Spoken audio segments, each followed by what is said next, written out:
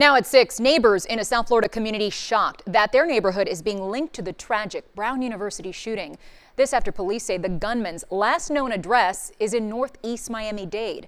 Investigators say the gunman's body was found inside a storage facility in New Hampshire, and less than an hour ago, an autopsy report revealed that he may have died on Tuesday. Tonight, the Trump administration says it's halting an immigration program that allowed him to enter the U.S. CBS News Miami's Yvonne Taylor is your reporter live in Northeast Miami-Dade with how that program works and who's being impacted. Yvonne? Yes, Lauren, it is known as the Diversity Visa Program. That's the exact name of that immigration program that, according to authorities, the Brown University suspect entered the United States. Now, going back to what you mentioned, we are in that neighborhood where, according to police, the subject, this is where the last address was linked to him. So we went to that house. Take a listen to what happened.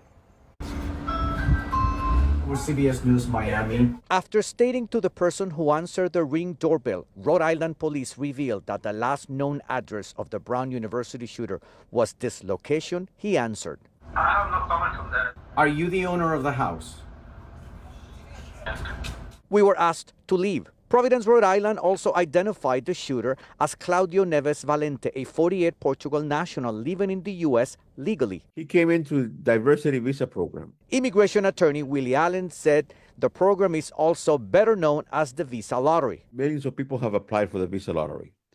And on average, 50 to 50,000 come in every year. Allen told me, though the program is now linked to a man accused of being a murderer, only a selective group of immigrants are allowed to come to the U.S. through the Diversity Visa Program. Usually you're required to have a college degree or work experience. So it's not for anybody.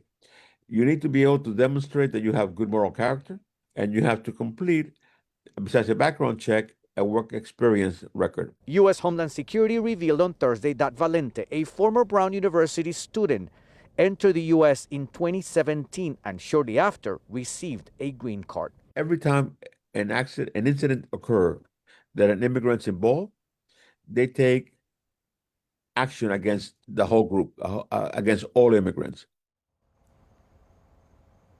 Now, the Diversity Visa Program would give preference normally to people who come to the U.S. from nations that normally don't migrate towards here. And those are people who come from Africa, Europe, and Asia. They would normally be notified in the month of May if their visa was approved, and it's approximately, like you heard, 50 to 55,000, but now the program has been halted indefinitely.